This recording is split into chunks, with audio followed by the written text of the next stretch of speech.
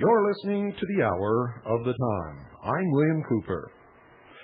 Folks, tonight it's going to be a little funny and it's going to be a little sad. But nevertheless, needs to be, and so it will. I heard from California today the 800 number for the Constitution Party was ringing literally off the wall. Hundreds of calls. So I want to assure those of you who tried calling and were not able to get through, this was the first day that the number was in service. And because of that, everybody across the United States were all trying to call. So I know that some of you were not able to get through. And those of you who did, I understand you got some information, and you also expressed your joy and pleasure at being able to have a party that is not like the others and backs the Constitution and isn't a populist thing or any of these other perversions of what the Constitution should be. So that made me very happy. It made the people in California very happy. It made all of us, the founders of the Constitution Party, extremely happy. For those of you who didn't get the number, it's 1-800-932-9888. That's 1-800-932-9888.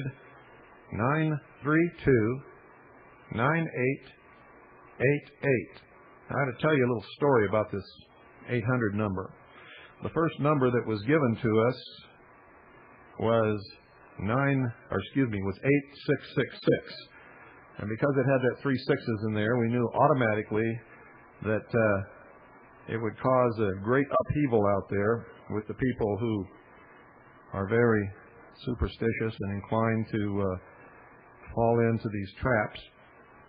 It was given to us by the telephone company. We had nothing to do with it, but on the basis of what we knew would happen out there in public land, or I should say sheeple land, of course not with most of the good listeners of this program, they would have gone berserk just over that 666 in the phone number. So we sent it back and got a new phone number, 1-800-932-9888. That's 1-800-932-9888.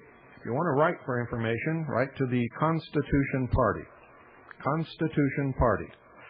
Post Office Box 7565, Beverly Hills, California, 90212. That's P.O. Box 7565, Beverly Hills, California, 90212. Well, we're going to go on a little trip into La La Land with the Woo Woo Boys tonight. So strap yourselves in your seats. Here we go, folks.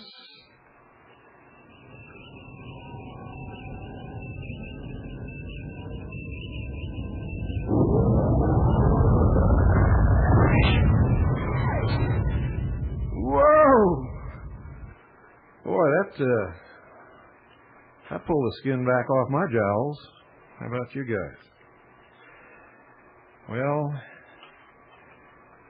we heard from the La La Land and the Woo Woo Boys today. And so I'm going to talk about that for a little bit.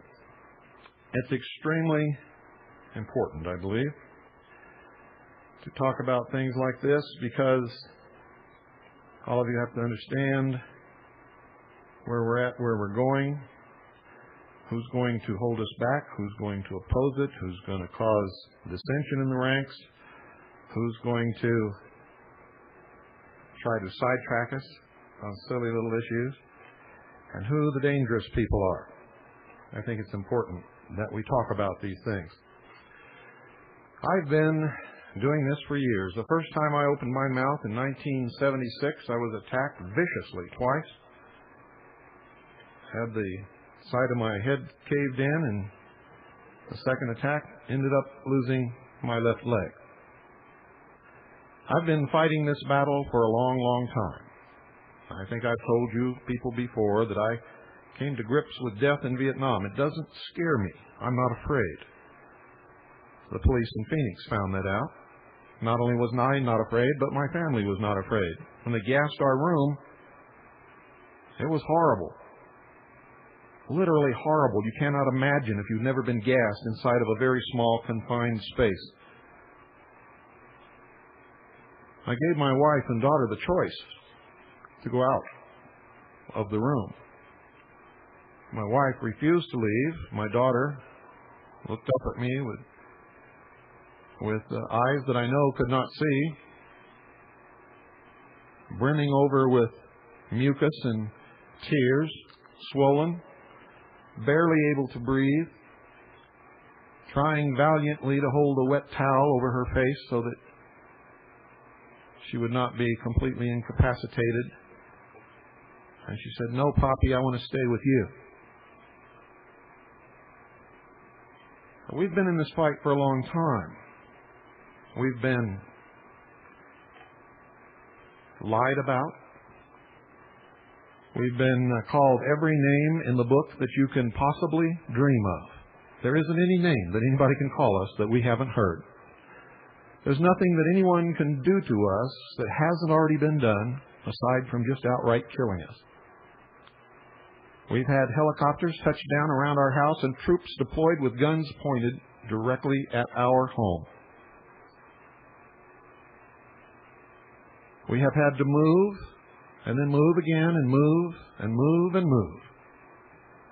We've had strange people show up at our door at 2 o'clock in the morning. Some of them so whacked out and crazy that it was very difficult to sleep after that. We've had government cars parked in front of our home. We've been threatened on numerous occasions. We've had threats left on our answering machine. We've had people call, and when we answer the phone, nobody answers. And we hang up, it rings again, and then there's nobody there again. We go through that drill. We've had stops put on our line where when people call us from all over the country, they're told that our number is no longer in service. All of these things have happened to us. Our lives have been threatened. We've been called anti-Semitic. We've been called race traitors to the white race. We've been called, well, everything. You name it. We've been called it. All because we're doing what we believe is the right thing to do. I'm not telling you this so that any of you will get up on your high horse and feel sorry for us. That's not the purpose of what I'm telling you. I'm telling you this to make you understand that we believe in what we're doing. Not just me, but Annie, and even little Pooh in her limited understanding of all of this. She knows more than any other child in this country. I would venture to say all the way up to the age of 21, probably. She's been traveling with me and listening to my speeches and my radio broadcasts and my practices of speeches and talks and radio broadcasts at home. And she's had many hours of talks with me since she was 1 week old. And I used to talk to her before she was born, when she was still in the womb. So this little girl has an understanding of this that many adults don't have. And she's only 4 years old. We believe in what we are doing. I sincerely believe that a nation or world of people who will not use their intelligence are no better than animals who do not have intelligence, and such people are beasts of burden and stakes on the table by choice and consent. I didn't used to believe that, and I learned that from the Illuminati. And when I look out across this country, I see that what they think about most of us is absolutely true with most of us. And I see that people profess to be patriots and profess to care about the Constitution and the Bill of Rights. And they love to complain about everything, but when it comes to action, they're just talkers. All talk, no action. Now again, I'm not talking to everyone. Those of you out there who are active and who do understand and who are fighting for freedom, you know that. There seems to be a great number of people in this country who are more concerned with how much money they have in the bank than with how much guarantees they have for their freedoms. And they don't seem to understand that without those guarantees of their freedoms in the Constitution and the Bill of Rights, without living in a free republic with sovereign rights for individuals, that they wouldn't have that money in the bank. If they lived in almost any other country on this earth, they would be much poorer than they are now, or they would be destitute or probably would not have ever been born.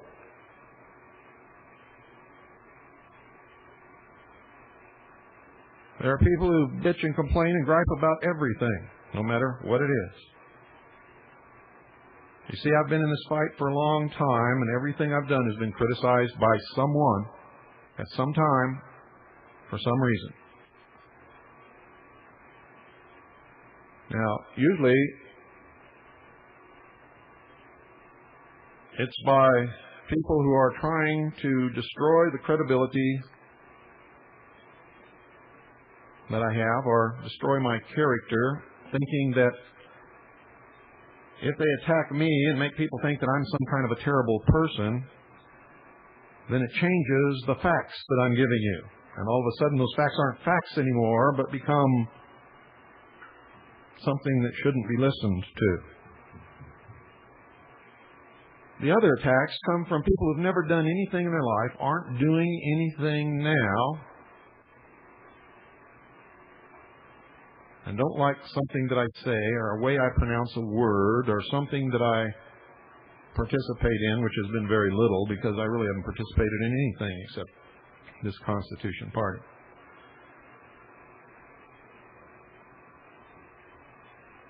Now, the reason I'm talking about this tonight, folks, is because we're down to the wire. And there's two ways to go, and we can go those two ways at the same time. And I believe that we must do that. That we must try every single legal and lawful way that we can to turn things around, and at the same time we must prepare and get ready and train for a war. I've said this over and over and over again. And the whole thrust of everything that I've ever done, from beginning right up to the time that I realized that we had to get ready to fight, was to try to stop bloodshed in this country. So anybody out there who thinks that I've mellowed or changed or anything like that, you're not listening very well. Because I've gotten tougher, and I have called the people of America to arms, and I will continue that. I also called you to join the Constitution Party so that we will have one last chance at a peaceful, bloodless solution. I would be absolutely irresponsible not to. And you would be irresponsible not to give it your fullest attention and your every effort. Unless you're one of these really crazy people that can't wait to kill somebody and see blood running in the streets, then we must do this. Now, so far, we've only had 2 negative phone calls here, and no negative mail yet. And tell you the truth, I expected a lot more. And those negative calls are not the reason that you're hearing this tonight. I'm gearing up for the opposition. You see, because it will come. Those who will see this as a threat will attempt in every way they can to deviate us away from this path, and we must be prepared for that. One of the calls we got today was somebody who didn't think that the Constitution Party was any good because I said mandatory instead of mandatory. Well, I just laugh at that. I mean, that's a waste of time, so I didn't even listen to the rest of his message. He may have said something else constructive. I don't know. But I'm out here on the front line fighting a battle, and you want to give me a test in English. And I just ain't playing that game because I really don't care, you see. Bullets are going to be flying soon, so I really don't care if there are two N's in mandatory or one N in mandatory. It doesn't make any difference to me. The other call you're going to hear right now, because it takes the tone of all of the old BS couch potatoes that I've ever listened to in my life. You know, when Linda called off that march on Washington on September the 19th, after we had talked here, we determined that it was time to call it off. Linda had learned what she needed to learn. I learned what I needed to learn. And you have to remember, this is the intelligence service.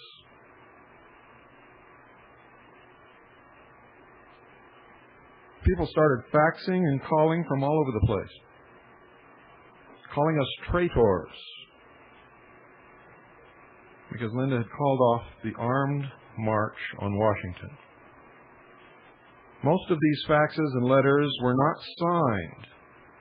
And because they were not signed, I know that the writers of those faxes and letters were cowards and would never have shown up with a gun to march on Washington or anywhere else.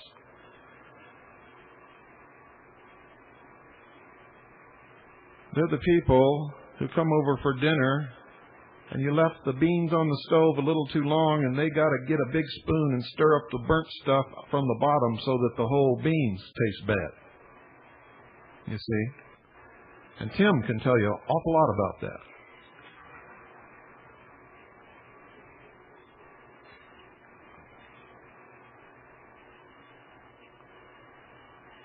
You see, I know something, and Linda knows it too. But we wanted to find out what kind of a stir this would make in government. Who would attack because she did this. And the original idea wasn't hers to begin with, but it was a good way to test the opposition.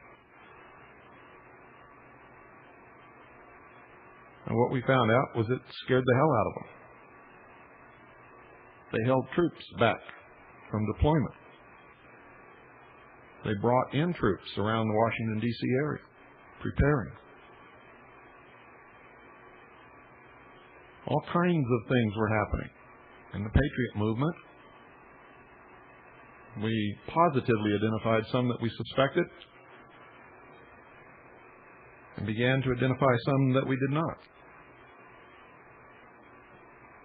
And that's for another time and another day. But you see, ladies and gentlemen, when we did Project 93 in Washington, D.C., nobody could get 1,500 people to march with signs on Washington, D.C. So nobody was afraid that a great army of patriots was going to show up to march on Washington, D.C. with guns. Because if you couldn't get them to hoist a sign up on their shoulder, you're really not going to get them to hoist a gun up on their shoulder. So there was never any fear.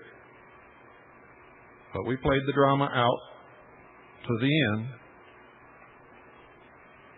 as it was necessary.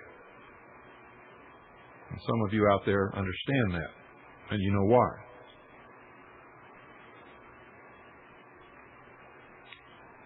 Linda took a lot of flack from a lot of couch potatoes who've never done anything in their life. And I want to tell you something else. just because Linda called off a march on Washington on September 19th doesn't mean that all you brave couch potatoes that criticized her and called her names and came down on her and down on me because she called it off can't march on Washington with your weapons all by your little selves. In fact, why don't you all get together, get your guns, and start your march? Personally, I think you're all a bunch of miserable little cowards and never would have showed up in the beginning, and you're sure not going to march without Linda to lead you, because without Linda, you're nothing. She has more guts than all of you put together. And that's the truth. And if you don't believe me, you watch on September 19th and see how many of you lily-livered warmongers muster with guns and march.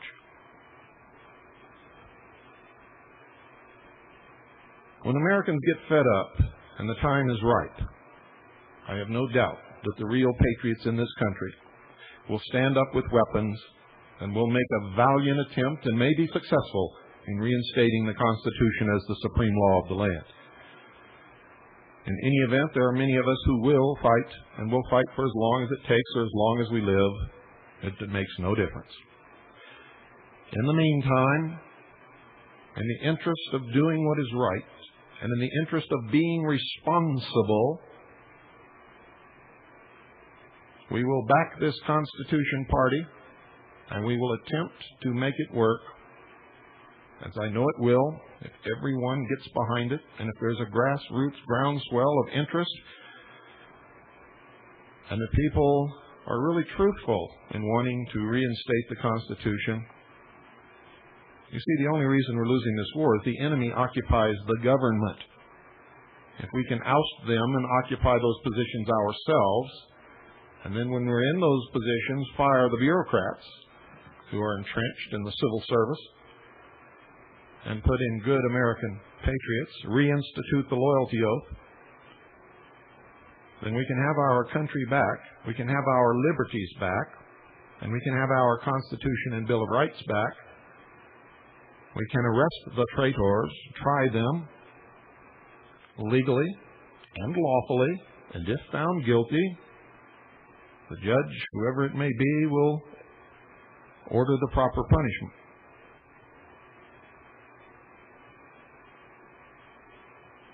I don't want to and have never wanted to see blood run in the streets of America. However, if it comes to that, I will be in the forefront, as I've always been out in front leading, as I've always been out in front sticking my neck over the cliff while the rest of you have hovered back and hid behind the trees or in your closets. I will be out in front when it comes to war. And I will probably be one of the first to fall because of that, and I don't care. But we are down to the wire. With the passage of this crime bill, a police state was instituted, one that will make Hitler's Gestapo look like a bunch of Sunday school children in the park. You haven't read the crime bill yet. Neither has your congressman. Neither has your senator. They voted on it and passed it, and none of them even had a copy. None of them had read it. That's how far gone we are. All of them were saying that the people in their district were demanding that they pass a crime bill. It was a lie. Every poll taken across this nation said that Americans did not want the crime bill.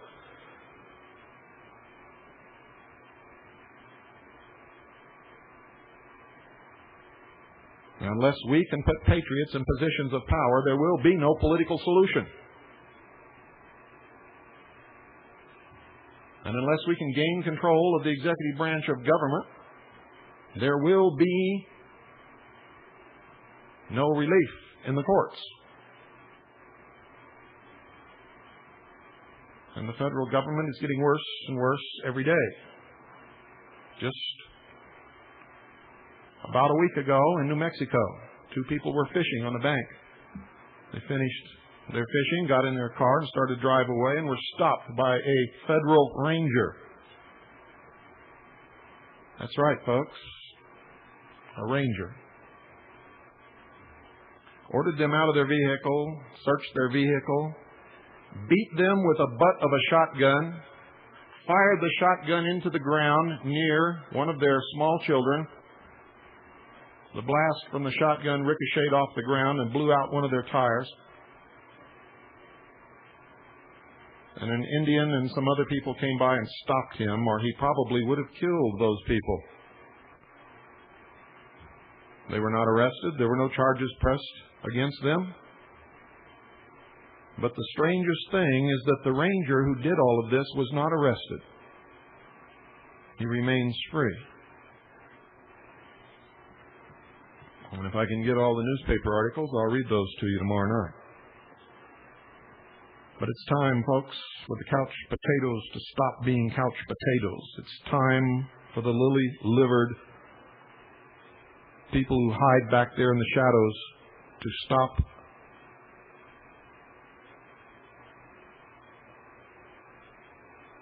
their attacks upon those of us who are out here leading the fight. If you were out here leading the fight with me, it wouldn't bother me, because I would have a lot of respect for you. And if you had a legitimate gripe with me, I certainly would want to listen to it. But when you're back there in the shadows hiding, when all you can tell me is you don't want to get on somebody's list, or that Linda's a traitor because she decided not to march on Washington with a bunch of idiots with guns, then there's something wrong with you. Something terribly wrong with you. And you are the kind of people who scare me to death. You see, the enemy doesn't scare me. You scare me. Once this war starts, it's going to start as a bunch of patriots wanting to reinstate the Constitution as the supreme law of the land. And it's going to break down into a racial, religious war. And the idiots like you who can't wait to kill somebody are going to commit terrible, terrible acts. I know this because I saw what happened in Vietnam when troops, disciplined under the command of officers, committed terrible atrocities simply because they could get away with it and for no other reason. One man I knew in Vietnam by day walked around preaching the Bible to everyone, and by night he killed everything that walked, talked, crawled, quacked, squawked, squealed, or cried. I know what's coming. Most of you don't have the slightest idea. And some of you stinking little Rambos that can't wait for it to start so that you can get some blood on your hands and a notch on your gun are more dangerous than any New World Order.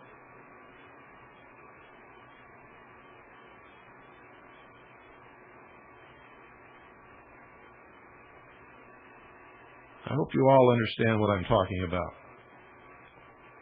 We must get active. We must be enthusiastic. We must become passionate about the Constitution Party. We must register this party in every state. We must proselytize every voter that we can possibly change over to us. And we must put hardcore constitutional Americans in government.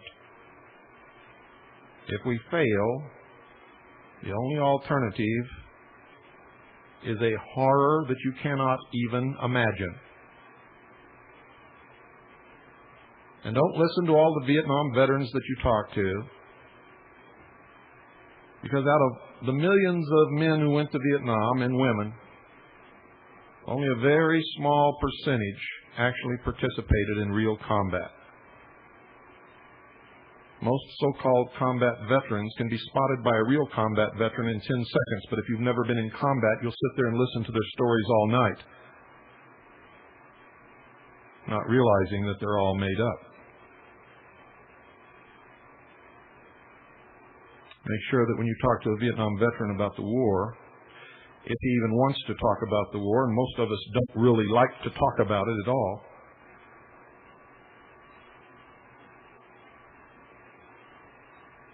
Make sure when you listen to one of them that you really listen, because they'll tell you the real truth about war. There's nothing glamorous about it. There aren't any real heroes. And in the midst of a battle when bullets are flying, everybody is fighting just for themselves and for their friends. They forget about their country. They forget about all of that stuff. They fight to stay alive. They fight for themselves and for their friends. And when you hear your friend wounded and crying in anguish, you'll wish that you never saw a movie called Rambo.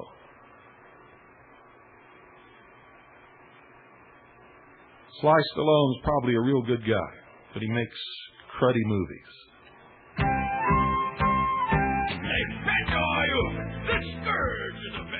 This is for all of you who always have to have a reason not to get involved. Like John.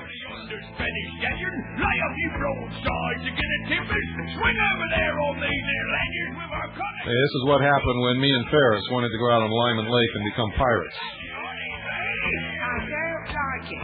You don't like it? I don't like it, and I don't want to do it. It's tacky.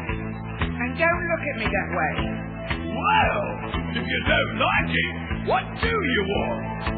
I want to sing and dance. I want to sing and dance. I want to be a pirate in the pirate captain dance, wearing silver buckle slippers and me tight shiny pants. I want to sing and dance. You want to sing and dance? Ah, well, you don't like blundering, eh? Shiver me timbers, how about treasuring, huh? Rubies and emeralds, pearls and gold doubloons, British sovereigns, silver chalices encrusted with diamonds and jewels, necklaces and bracelets of every shape and size, fit for the crown heads of Europe, eh? And all buried in a pirate's chest, and I just happen to know where. How about that, you bloodthirsty mother? I don't like it. You don't like it? I don't like it, and I don't want it. You don't want it? And I won't do it. I'm an artiste. An artist? Well, Mr. Artist, what do you want? I want to sing and dance. I want to sing and dance. I want to be a pirate in the pirate captain dance, wearing silver buckle slippers and me tight shiny pants. I want to sing and dance. Now, listen here. This ain't no floating Gilbert and Sullivan show, you know, for some little flitting tinkerbell. This here be a black-hearted pirate ship, and it would have your keel on if you were my own flesh and blood, you little twit. So you don't like plundering, eh? I don't like it. And you don't want no treasuring, huh? I don't want it. And you probably don't want no grogging and reveling and winching and rumming either, I suppose. Well, deep down, you want to know the truth? It's not me. I don't want it. Well, what do you want? As if I didn't already bleeding know. I want to sing and dance and I know. Away you tight little shiny pants. Okay, we'll all sing and dance.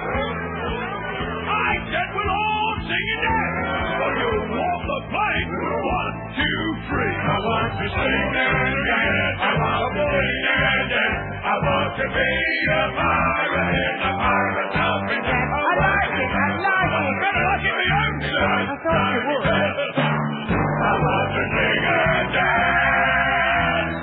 16 men on a gentleman set. Young Rumbo and a bottle of rum.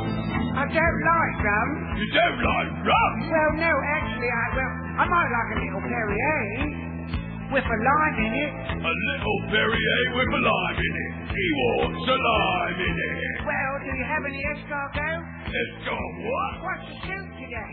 Soup? Might have a bit of a salad, too. Well, how about a bleeding finger bone? Maybe a croissant.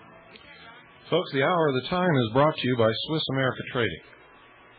Now, when I was in deep trouble down in Phoenix, Swiss America Trading was right there with me. In fact, Gene Miller was in the room when the police barged through the door and arrested me. And you heard his testimony earlier this week about that, or was it last week? I forget now. But anyway,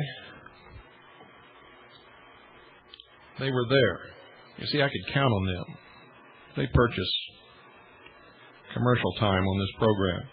They were not under any obligation to help me or to show up there or to send $800 down to pay my bond the next morning at all, but they were there. They're there for you, too. They specialize in non-reportable, non-confiscatable hard assets, the kind of hard assets that we're all going to need in the coming months and years. That doesn't mean that they'll always be non-confiscatable, because they can issue a decree at any time, banning anything, for any reason, in this new police state. But no matter what they do, there will always be an underground market, and gold and silver will always reign as king and queen on that market. Throughout the history of the world, it's the only thing that people have ever, always really recognized as money, and that has never, ever lost its value. You can buy the same amount of produce or consumables today that you could 150 years ago with the same amount of gold.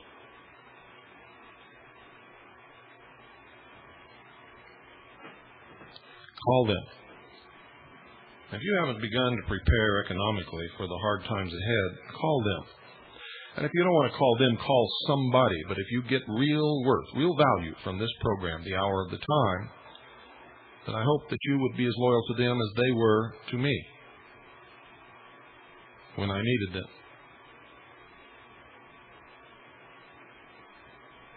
Loyalty is a great attribute. It's what keeps me broadcasting every night. It's what keeps me fighting. Loyalty to God, loyalty to the Constitution, the Bill of Rights, loyalty to my family. And I can't say loyalty to the American people, because most of them are sheeple.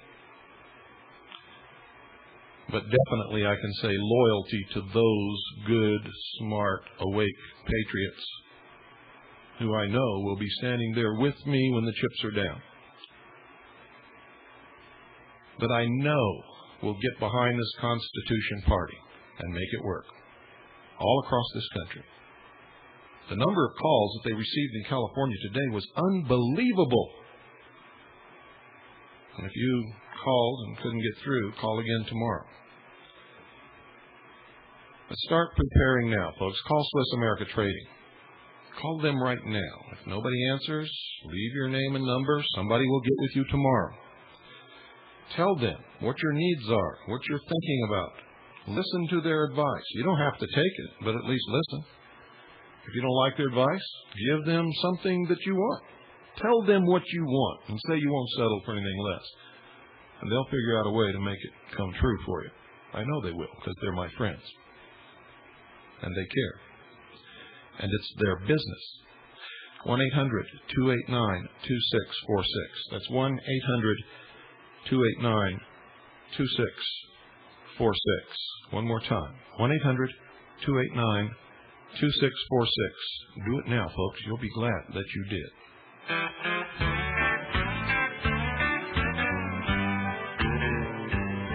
Well, the music business has been good to me. I had gold records and been on TV, but mostly I've just tried to make folks laugh so far. Those of us who live out here in the West know that your march on Washington wouldn't have worked, folks, because you didn't have a hat. Country hunk record star. Well, I went right out and bought a Cadillac, wire wheels all around, one on the back. I bought a flat top guitar and learned a few chords from the shed. And then I went right out and bought some skin-tight jeans. I thought I'd thought of everything, but my manager said, "Hold it, son, you ain't ready yet." He said, "You gotta have a hat, great big hat. If you're gonna be a country hunk, the hat's where it's at." He said, "I ain't kidding. This ain't just Oakham. Look at straight, black, crook, man, shelter, yokel. If you wanna be a a country home. You gotta have a hat.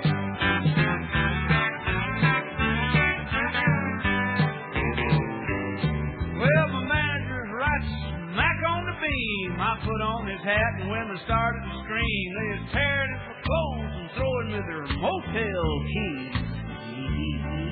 I couldn't wear this hat out anywhere, 'cause everywhere I'd go, screaming women were there. Had to hire myself around the clock. Okay, folks, listen very carefully to this, because this is what I've been talking about. Yeah, I'm calling with probably what must be your first negative call on the Constitution Party. I don't know if there's some ulterior motive that we don't know about for you wanting to get involved in this, but it seems totally out of character unless the feds got to you with their little attack against you, your wife, and your daughter last week, or 2 weeks ago. And you've kind of mellowed out a bit now. Hopefully that's not the case. I don't think it is. I think you've got ulterior motives for using this party and giving people some kind of hope that there might be a legislative alternative to all this. I don't think there is. And I hope that you'll get off of this Constitution Party kick ASAP, because it's not going to work. There isn't enough time left. You know that. And let's get back to military preparation for what's coming down.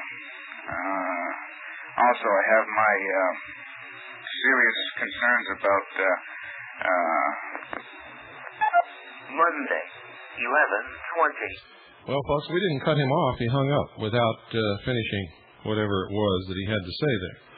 But this is one of those people who can't chew gum and walk. He thinks because we're going to try very hard one last chance at a peaceful solution that we can't prepare to fight for our liberties at the same time. Well, he's wrong. And all of you who think that way are wrong.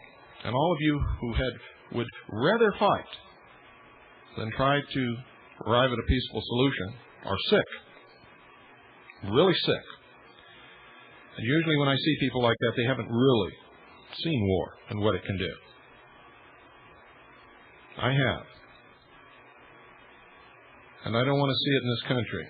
If it becomes inevitable, if it's unavoidable, if it must be, I will be out in front leading people like you just heard.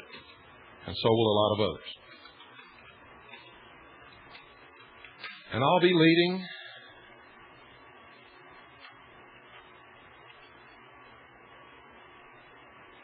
for a long time, as long as I last.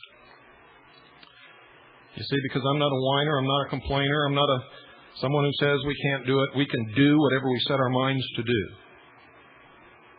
We can make work whatever we wish to make work. You forget, all of you, and I'm talking to everybody now, I don't care who you are. You forget that we're in this situation because we were stupid, we were apathetic, we were ignorant, and we were asleep. When you get right down to it, you can blame it on anybody you want to. It's our fault. Our fault. Mine and yours and everybody else's. We brought us to this point in time. And we are going to have to get ourselves out of this situation. By hook or crook, by peace or by bloodshed, and maybe by a little or a lot of both. But whatever it is, we must get behind it and do it. I don't want to hear any bellyachers. I don't want to hear any criers. I don't want to hear any whiners. I don't want to hear rumors.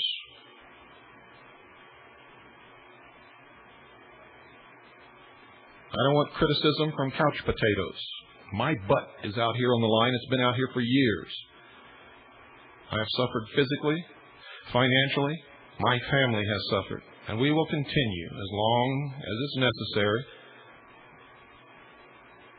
because I sincerely believe that any man or woman without principles that they're ready and willing to die for at any given moment that they are called upon to do so are already dead and are of no use or consequence to anyone, not even themselves.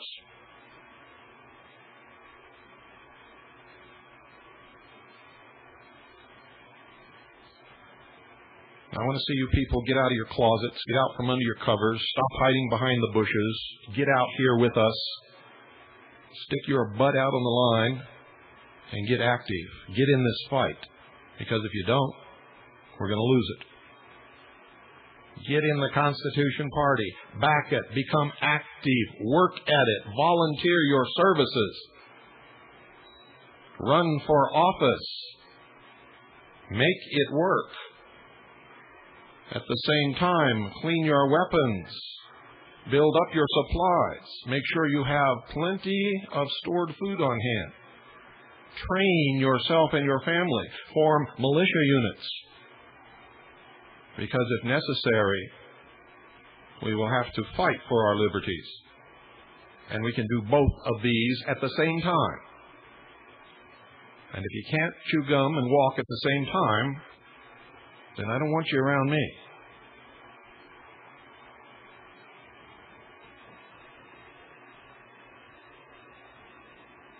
I'm sick and tired of being second guessed.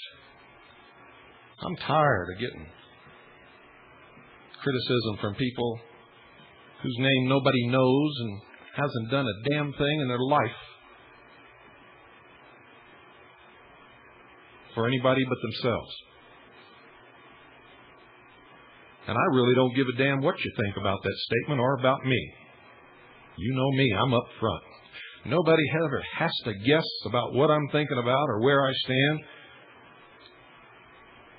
or what my loyalties are or whether or not I'll fight. I've already been in a war. I have several medals with V for valor attached to them. I fought on a patrol boat in the middle of a river in the middle of the night, where there were no trees to hide behind, and the deck we stood on wasn't soft enough to dig a foxhole in it.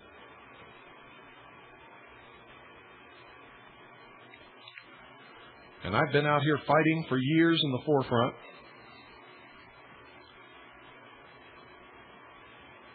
So don't ever question, don't ever, in your wildest dreams, question my loyalties or my willingness to fight. Because I was fighting before most of you ever even dreamed that there was anything to fight about.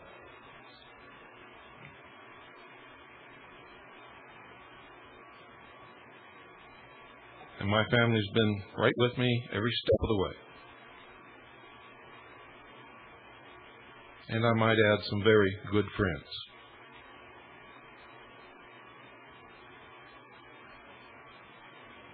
I've truly been blessed because my grandfather told me, he said, son, when you die, if you can count one good friend on the fingers of your hands,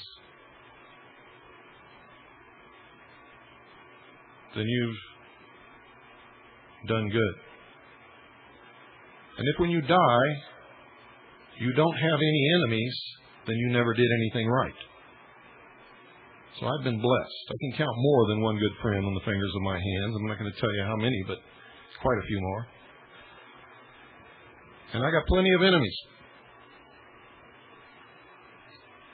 Now, how many of you can say that? How many of you live your lives doing everything that you can not to make any enemies? Oh, I can't say that. Somebody might not like it. Oh, if I get involved in that, my friends will leave me. Don't you understand that if they would leave you, that they're not your friends to begin with? You're worried about the wrong people. It's the ones who stick with you that are important, that are truly your friends. So we got about 5 minutes and somebody's on the line. Let's hear what they have to say. Good evening. You're on the air.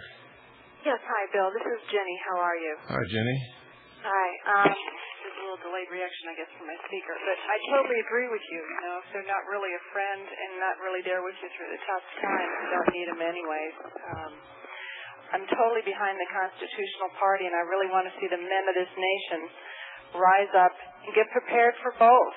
If we can take the country back legally as we, grease our guns, so be it. Let's do it. But I want to see the guys get a balance on what's going on out there and not running around half-cocked like a bunch of bozos ready to just shoot moves, but yet still be trained.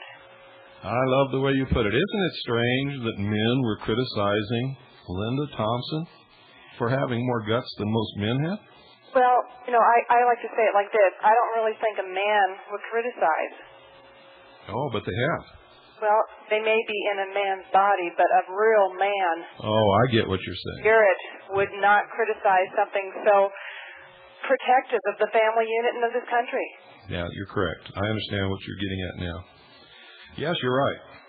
Well, God bless you, and I'm for the Constitutional Party. I just have one little thing I want to say, and hopefully it'll get, you'll consider it. Go ahead. Used me several years ago to put me on national TV and on all sorts of different shows because of my experience with abortion personally. And I got very politically involved in that area, too, because of what God dealt with me on. Coming full circle through the experience several times. Mm-hmm. And He's used me in powerful ways that way. And one thing, when I replayed your tape from recording the Constitutional Party's stands the other day, I listened to it today, and it would almost be better, I think, if it's not even mentioned, because the Constitution, if I read it correctly, is always on the side of the innocent, especially children victims.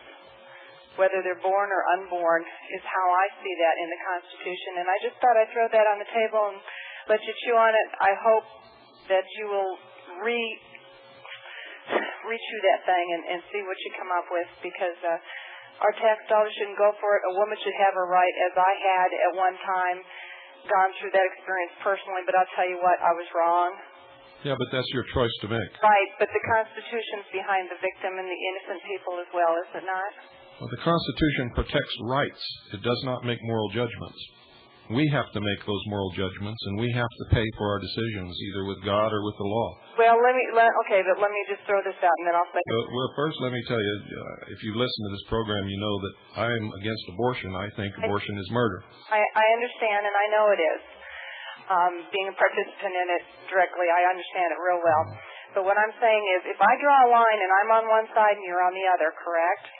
And I stand on my side of the line, and I turn and I twirl with my fist sticking out just as much as I want, I'm okay. But when I get closer and closer to that line, and then I finally strike another human being, then I've crossed the line from moral to actually, affecting other people. Yeah, but you don't understand. That has to be decided on a local level. It is not the United States government's business to legislate morals. Well, I understand. I agree with that. And that's what we stand for. If you, in your little town, your community, or your county, or your state want to legislate against abortion, that's your business, because you people live there. And that's the constitutional way. But it is not the government's business to tell any of us how to live our lives as long as we're within the law. I totally agree with you. I totally see what you're saying. Keep up the good work. Thank you. Bye. Good night. Yeah, folks, we're not for abortion. Neither are we taking any stand for or against it, except on a personal level, and that's as it should be. The government has no business dictating morals to anyone. When the government gets in the business of dictating morals, you better watch out, because the government is going to become a state religion very quickly. And that's where they're headed, in case you hadn't realized that. Good evening, you're on the air. Hi, Bill. Yeah, did you just burp? No. Just joking. Oh, I didn't. My name is Todd. I'm calling from Minnesota. Todd, can you quit squeezing your phone or whatever you're doing? Oh, yeah, it does make a lot of noise. It could be my whiskers rubbing up against it, too. Whatever. We're almost out of time. I realize that. I just wanted to call to say that I was one of those people who supported Linda and what she was going to do, and I was frustrated to the point thinking that politics didn't work. And I did contact the Constitution Party today. Great. And volunteered every effort that I can do. Now, I'm certainly ready for whatever might happen whichever way it might go, and I hope that doesn't qualify me as a Rambo. No, because I'm ready too. But I don't want to see it happen. No, I would. That's the last thing I want to see happen. Rambo's looking forward to it. He can't wait to dip his knife in somebody's guts and stick it around and get some blood on it. Well, I just, I was at the end of my rope with the political game, and I guess I thought that what Linda was saying needed to be said at that time, and if need be, maybe needed to be done too. Yes. Well, that's but there could not be allowed any march by patriots on the city of Washington. They would have been totally destroyed. Absolutely.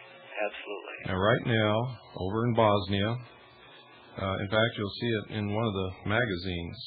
I forget which one it is, but the Muslims were just marching across the open, attacking machine guns, and they were mowed down by the thousands. Well, I don't want to see that happen here. I don't either. If we fight a war, it's going to have to be a guerrilla war. That's right. All right. Well, I thank you, and you do a great service to us, sir. Thank you. All right. Bye-bye. Bye. Well, folks, I think it's that time, whatever time that happens to be, and I want you to listen. Oh, by the way, folks, the movie Rambo was not... well, you got the characters mixed up, see? Because Lieutenant Colonel James Bo Grice is a lieutenant colonel. He was the commander who instigated these things, you see. He was not Rambo. Rambo was an enlisted man who suffered from post-traumatic delayed stress syndrome, Vietnam. And if you watch the movies, you'll see who Colonel Grice was. Colonel Grice was the guy that was always screwing Rambo. How come you always fall for this propaganda? Watch the movie again. Get the real meaning out of the movie. Yeah, the movies were based upon the episodes of Lieutenant Colonel James Bobo Grits. And if you watch the movies, you'll see who he really was and who he really is. He wasn't Sylvester Stallone. Good night, folks, and God bless you all.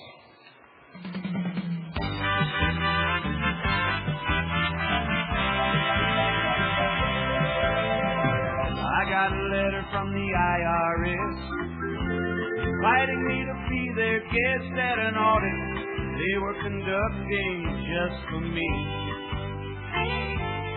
They said no need to worry, probably nothing wrong. Just bring your wife and children along. We just need to clear up a small technicality. Now the only problem with an audit is my wife Juanita and our 14 kids, friends, you cannot believe the refunds they have been worth. But it was years ago that I got this idea. When I bought Juanita through the mail from Korea. She's an inflatable doll, but she came with a certificate of birth. I was a single guy without any deduction, so I claimed Juanita, and what a reduction I received with her as my spouse on the taxes I paid. That worked so well that every year after that I reported a birth when I paid my tax, each kid certified by Cabbage Patch USA. Oh, Juanita,